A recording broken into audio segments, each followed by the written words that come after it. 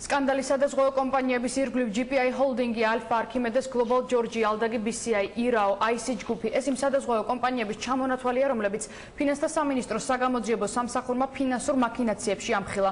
სახელმწიფო ვალდებულების შეუსრულებლობის გამო პაციენტები და ხშირ შემთხვევაში უმძიმესი ავადმყოფებიც კი მკურნალობის გარეშე დარჩნენ. ქართულ ბაზარზე არსებული სადაზღვევო კომპანიები სახელმწიფოს მიერ დაზღვეულ პირებს სადაზღვევო ბარათების დაგვიანებით აძლევდნენ. თავად კი მილიონებს ითვისებდნენ სამართალდამცველების გამოძიებას წინ კონტროლის პალატის აუდიტის დასკვნა უძღვდა. თამთა სანიკიძე მუშაობდა თემაზე, თამთა გისმენთ. სულ დაკავებული არის 16 ადამიანი. აქედან არის 7 მაღალჩინოსანი, დანარჩენები კი არიან სადაზღვევო კომპანიების თანამშრომლები. ამ დანაშაულებრივი სქემის განხორციელება დაიწყო 2010 წლის მაისიდან. ამ დროს სიღარიბის ზღვარს ქვემოთ მყოფ ათეულობით ოჯახს სახელმწიფო პროგრამით კუთვნილი ჯანმრთელობის დაზღვევის პოლისები უნდა მიეღოთ. თუმცა ჯანდაცვის სამინისტროს სოციალური სუბსიდიების სააგენტოსა და სადაზღვევო კომპანიების თანამშრომლებს შორის უკანონო გარიგებები გაფორმდა. შედეგად ამ ადამიანებმა რამდენიმე თვის განმავლობაში კუთვნილი პოლისები ვეღარ ისარგებლეს. ისინი მკურნალობისა თუ გადაუდებელი ოპერაციების ხარჯებს საკუთარი სახსრებით ანაზღაურებდნენ, თუმცა ზოგიერთი დაზარალებული ბენეფიციარის ჯანმრთელობის მდგომარეობა თანხის არარსებობის გამო დღეს უკვე მკვეთრად არის დამძიმებული. ეს არის იმ სადაზღვევო კომპანიების ჩამონათვალი, რომლებმაც უმწეოების კუთვნილი თანხა 5.700.000 ლარზე მეტი მიითვისეს. იმედი ელის, ალდაგის, GPI Holding-ის, IRAO-s, Alpha-s, IC ჯგუფისა და Archimedes Global Georgia-s 9 თანამშრომელი სახელმწიფოს მიერ გამოყოფილ მილიონებს ჯანდაცვის სამინისტროს სოციალური სუბსიდიების სააგენტოს 7 მაღალჩინოსანთან ერთად ინაწილებდა. დანაშაულებრივი სქემა ასეთი იყო. სახელმწიფოს მიერ გამოყოფილ სადაზღვევო პოლისებს სიღარიბის ზღვარს ქვემოთ მყოფი ოჯახები 4-5 ან 6 თვის დაგვიანებით იღებდნენ. ამ მიზნით სუბსიდიების სააგენტო 7 მაღალჩინოსანი სადაზღვევო კომპანიების თანამშრომლებთან უკანონო გარიგებებს აფორმებდა. არსებობს ფარული ვიდეო მასალა, რომელიც კომპანია Alpha-შია გადაღებული. სამუშაო თათბირის მონაწილეები პოლისების დაგვიანებით გაცემის ინსტრუქტაჟს იღებენ. ნოემბერში მაქვს სექტორის პოლისები დარიგებდა 1655. არავინ არის სექტორის დირექტორის გარდა არ არის საჭირო და იმიტომ ჯობია არ თქვა, არის მეტი რა დაზღვევის პერიოდია, რის დაზღვევის პერიოდია, რა მოქმედების პერიოდი პოლისის. ვიცი. არა, მან ახლა როგორი სიტუაცია იყო, ჰქონდათ ყუები და ყუა იყო შევსებული ჩემი ხელით. და რომ მაჩვენეს ეს თქვენი შევსებულია და კი მეთქი ჩემი შევსებული. ჩემი შევსებული იყო. ნატერი იყო ჩემი. შეიძლება სხვისი იყოს. არა, ჩემი ნატერი იყო, რომ დამატერინო. რომ დამატერინო ჩემი. ვარ გაგზავნებოდა ვიცი კიდე. ჯობია თქვენი ხელით ვარ დაგიწერია. რაც არ მოგწონთ ახლა დღევანდელ ამ წუთის გადასახედა, კარგად გაიანაძეთ, ჩათვალოთ, ეგ მეტი არ დამეწერია. ისე მე ვამბობდი, ისინი წერდნენ და მე ხელი მომაწერეს. ესე ჯობია. მაისის გაუცემ პოლისები ახლა ნახე აგერა. მაისის გაუცემ 469 კაცი. ეხაც. მაგრამ დავწერე ისა თქვი მე ის რომ მაისი, ივნისი, ივლისი, აგვისტო რომელიც რიგდებოდა უნდა დაერიგებინა რა ქვია იმას პოლიკლინიკებს. ეს მე რაღაცას უკვე მეცავის მაგის დაწნობილი არა და არ ვიძახი იმაზე. არ დამარიგებინე და მომატანინე უკან. მე ვარიგებ იმის პასუხისმგებელი მე ვიყავი. ეს ლაპარაკობი. ვინ არ დაგიგოს ხარ? ეს ლაპარაკობი. ნუ დაიწყებთ იმის განმარტებას, იცით რა, მგონი მე რო თქვა ნოემბერში ან დეკემბერში ან იანვარში ვარიგებდი, მგონი იყო იქ სადაზღვევო პერიოდის მოქმედების ვადალოცხო, მგონი იყო წინათვეების. არ გინდათ რა.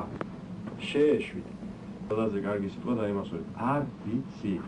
უკანონო გარიგებებს მოწმეებიც ყავს. ექიმები და სადაზღვევო კომპანია Alpha-s ყოფილი თანამშრომლები დეტალურად იხსენებენ, როგორ ატყუებდნენ ბრალდებულები უმწეო ოჯახებს და სად მიდიოდა მათი ჯანმრთელობის დასაზღვევად გამოყოფილი მილიონები.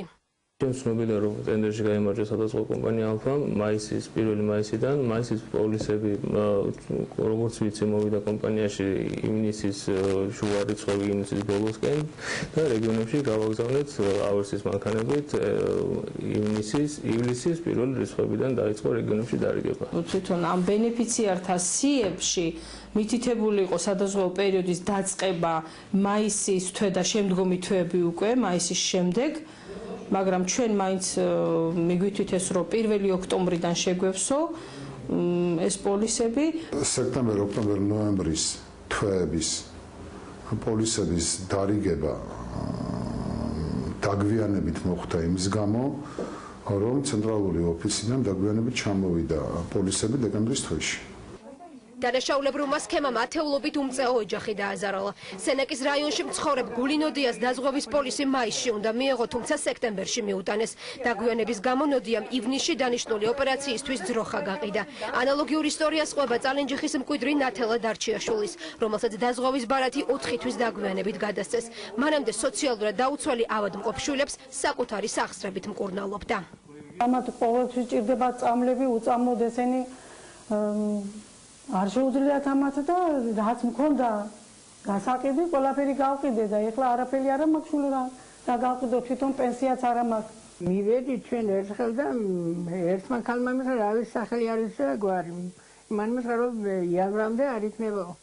მე ვუთხარი ისეთი ავადმყოფი ვარ, მე მეზია იანვრამდე შეიძლება სულ არ მივიდი მეც დავილაბარაგე და ჩამოვედი აქ. მაისის თვეში გავხდი ცუდად, არაფერი საშუალება არ მქონდა და ძროხა რომ მყავდა გავყიდე და გავიკეთე ოპერაცია.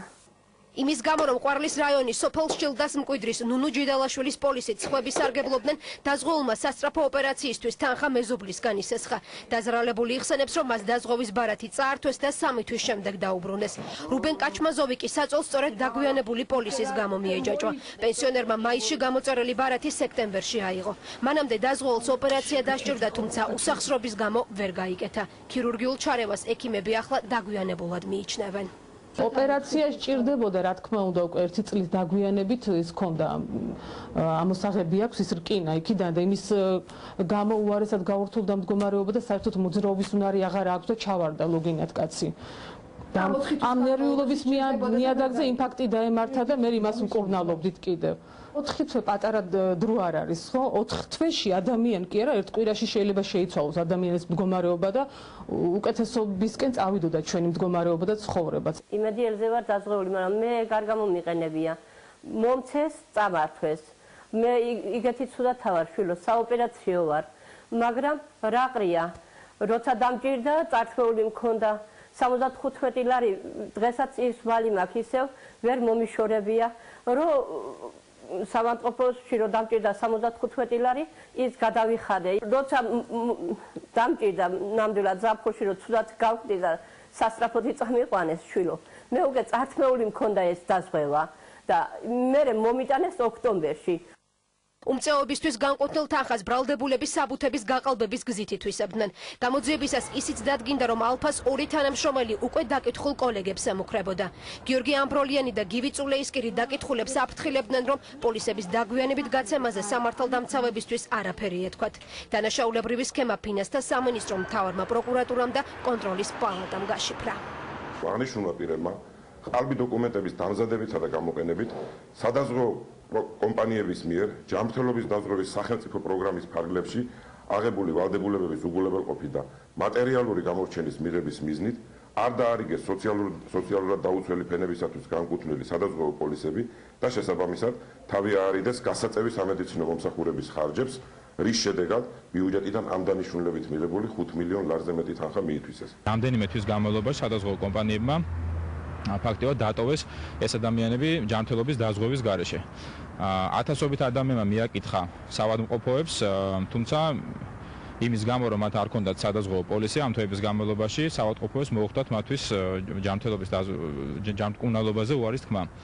შესაბამისად ამ ადამიანებს ისედაც გაჭირვებაში მყოფთ მოუწიათ საკუთარი საჭიროებების გაყიდვა. ჩვენს მიერ გახმოვანებული აუდიტის წინასწარი მონაცემები უკავშირდებოდა უმწეო დაზღვეულ მოქალაქეთა ბაზების მთელი რიგ არსებით მრავლობით რისკებსა და ნაკლოვანებებს, კერძოდ ეს იქნებოდა გარდაცვლილი რისულები, ასე ვთქვათ, არისულები, ბაზებში არაუმწეო დაზღვეული მოქალაქეები. ჩვენ დღეს ვცადეთ, რომ ოფიციალური კომენტარები მოგვეპოვებინა ყველა იმ სადაზღვევო კომპანიისგან, რომელთა თანამშრომლებიც დააკავეს, ზოგიერთმა განცხადებისგან თავი შეიკავა ჟურნალისტებს მხოლოდ IC გრუპისა და GPI ჰოლდინგის საზოგადოებასთან ურთიერთობის სამსახურის ხელმძღვანელები გაგვესაუბრდნენ, მათ თქვეს, რომ დანაშაულებრივი სქემის შესახებ ტელევიზიით შეიტყვეს. სამწუხაროდ კონკრეტული ინფორმაცია ამ ეტაპზე არ გაგვაჩნია, დღეს გავრცელდა ეს ინფორმაცია, ყურადღებით ველოდები, რა თქმა უნდა, შედეგებს. და ამ შედეგების საფუძველზე შემდეგ უფრო კონკრეტულ კომენტარს გავაკეთებთ. დღეს გახდა ჩვენთვის ცნობილი, რომ ჩვენი ყოფილი თანამშრომელი იქნა დაკავებული მიმდინარე მოვლენებთან დაკავშირებით. ამ დროისათვის ვერ გიკონკრეტებთ რამ ინფორმაციას, როგორც კი მივიღებთ დაზუსტებულ მონაცემებს, მოგაწვდით შესაბამის ინფორმაციას. გამოძიება ახლაც გრძელდება. რეპორტაჟში ნახსენებ ყველა სადაზღვევო კომპანიაში ამ დროისთვის უკვე სადაზღვევო პოლისების გაცემის სისტემა აღდგენილია და სოციალურად დაუცველი და სიღარიბის ზღვარს ქვემოთ მყოფი ყველა ოჯახი კუთვნილ პოლისებს დროულად იღებს.